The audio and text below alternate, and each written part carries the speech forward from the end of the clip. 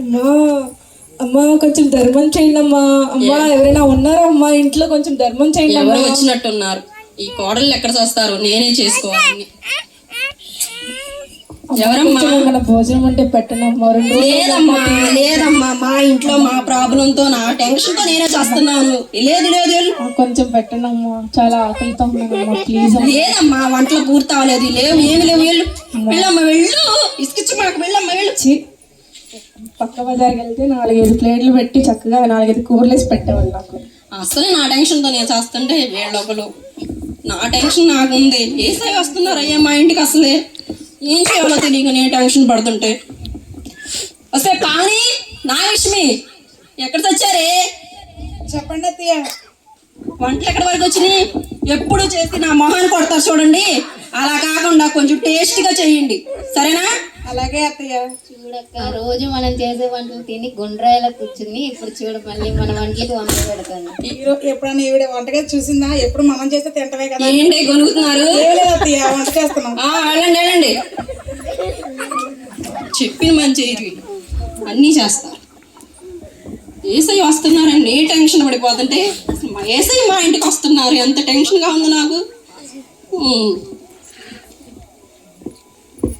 Excuse me madam, ఎవరన్నా ఉన్నారా? పావని నాగలక్ష్మి ఎవరు వచ్చారు చూడండి. వీళ్ళు ఎక్కడ ఉంటారో కూడా తెలియదు, పిలవనగానే పలకరు, నేనే చూడాలి. ఎవరమ్మా? ఎక్స్క్యూజ్ మీ మేడం, మేము అనాథాశ్రయం నుండి వచ్చారు మేడం గారు. మా హెల్ప్ చేస్తారు, మీ పేరు రాసుకుంటాము. అమ్మా నా టెన్షన్లో నేను ఉన్నానమ్మా, నేను ఇప్పుడు అసలు ఏం చేయలేను. వెళ్ళండి అమ్మా వెళ్ళండి. ఏంటో మేడం గారు, ఎంతో ఆస్తి వచ్చాము అనాథ పిల్లల కోసం, ₹1 కూడా ఇలా. నా టెన్షన్లో నేనుంటే ఒక పక్క వాళ్ళు ఇసుకిచ్చా, ఒక పక్క వీళ్ళు ఇసుకిచ్చా, నన్నే ఇసుకిస్తున్నారు అందరూ. సే పావని పావని నాగలక్ష్మి వస్తున్నాం అత్తయ్య. వంటలు ఎక్కడి వరకు వచ్చినాయి? చేస్తున్నాం అత్తయ్య. అన్నీ వండారా? చేస్తున్నాం అత్తయ్య. చక్కరాలు, బూర్లు, గారెలు అన్నీ వండండి. స్వీట్స్ కూడా చేయండి, సరేనా? అలాగే అత్తయ్య. స్వీట్ లో సాల్ట్ ఎంత వేయాలి అత్తయ్య? సాల్టా? స్వీట్ లో సాల్ట్ కాదే, షుగర్. షుగర్ వేయాలి. చూడక ఒంటి నిండా షుగర్ పెట్టుకొని మళ్ళీ స్వీట్ లో షుగర్ ఏమి ఉండాలి. అవును చెల్లి, షుగర్ అంటే కారమేనా? షుగర్ అంటే కారమేనా? కారమా? మీతో చచ్చిపోతున్నానే. వెళ్ళండి, ఏదో ఒకటి చేయండి, వెళ్ళండి. ఏదో రోజు కారం కలిపి పెట్టేద్దాం పచ్చళ్ళు. ఏసై వస్తున్నారు మా ఇంటికి, వంటలన్నీ చేయమన్నాను. వీళ్ళేంటో ఏం చేస్తారో ఏంటో. ఏసై ఇంకా రాలేదు, ఏసై ఇంకా రాలేదు. ఏసయ్య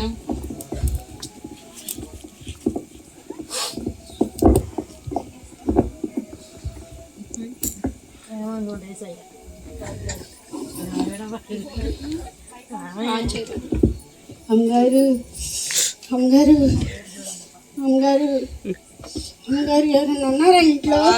మళ్ళీ ఎవరో వచ్చారు. షబ్బా, అమ్మగారు ఎవరమ్మా? అమ్మగారు ఏంటి? నుంచి ఒంట్లో బాగలేదు అమ్మగారు. అయితే డబ్బులు సాయం చేస్తే హాస్పిటల్లో చూపించుకుంటాను. లేవమ్మా లేవు. మా ఇంట్లో ప్రాబ్లమ్స్ మాకే ఉన్నాయి. ఎన్ని ప్రాబ్లమ్స్ ఉన్నాయి, నాకు బాగోట్లేదు. నేను ఎవరో చెప్పుకోను. వెళ్ళు, లేవు లేవు కానీ. ఓకే, వచ్చేస్తా ఉంటారు. పండగంటే చాలు ఎవరో ఒకరు వచ్చేస్తా ఉంటారు. చూసుకునేదాన్ని. ఏసై వస్తానన్నారు, ఇంకా రాలేదు. నేను టెన్షన్ పడుతుంటే వీళ్ళొకరు. చూసావా చెల్లి, ఆకలితో వచ్చినప్పటికీ కనీసం అన్నం పెట్టలేదు. ట్రస్ట్ వాళ్ళు వస్తే కనీసం ఏ హెల్ప్ చేయలేదు. అనారోగ్యంతో వచ్చిన ఆవిడని కనీసం కనికరం లేకుండా నెట్టేసింది. ఇప్పుడు పిలిస్తే ఏసై వస్తాడంట, ఇప్పుడు క్రిస్మస్ పండుగ చేస్తుందంట.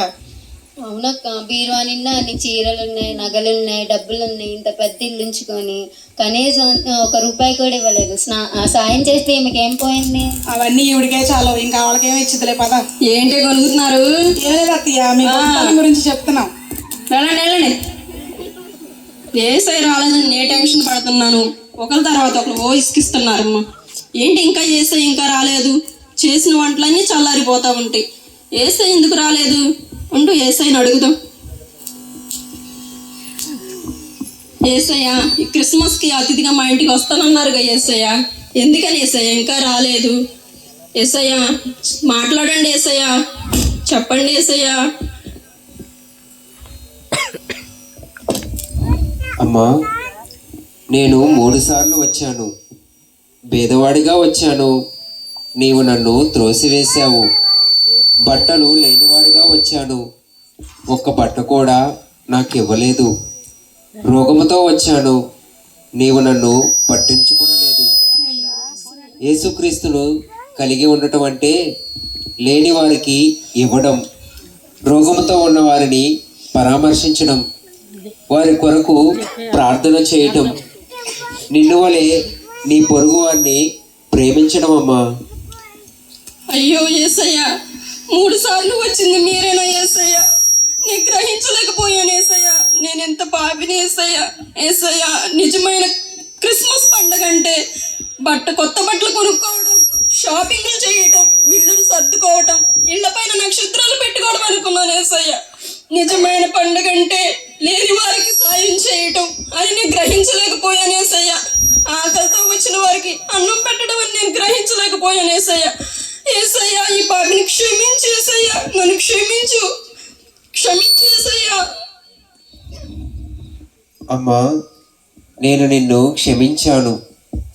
అదే హృదయంతో జీవితాంతం బ్రతుకు.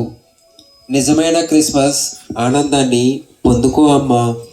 సరేనే యేసయ్య, ఇక నుంచి నేను నిజమైన క్రిస్మస్ జరుపుకుంటాను యేసయ్య. అమ్మ పావని, నాగలక్ష్మి, ఒకసారి రండమ్మా. వస్తున్నాం అత్తయ్య. నన్ను క్షమించండి అమ్మా. మీ పట్ల నేనేమన్నా తప్పుగా ప్రవర్తించుంటే, నా దురుసు మాటలతో ఏమన్నా మాట్లాడుంటే నన్ను క్షమించండి అమ్మా. అయ్యో, అలా ఎందుకంటారు అత్తయ్య? మేము తప్పుగా అర్థం చేస్తాం, మమ్మల్ని క్షమించండి అత్తయ్య. నిజమైన క్రిస్మస్ అంటే ఇళ్ళకి రంగులు వేసుకోవటం, కొత్త బట్టలు కట్టుకోవడం కాదమ్మా. ఇంటికి ఆకలితో వచ్చిన వారికి అన్నం పెట్టడం, సాయం చేయటం అమ్మా. లేని వారికి సాయం చేయటం అమ్మా. ఇక నుంచి మనం ఈ లోకానుసారమైన క్రిస్మస్ కాకుండా నిజమైన క్రిస్మస్ జరుపుకుందామమ్మా. నన్ను క్షమించండి అమ్మా. అలాగే అత్తయ్య. Thank you so much.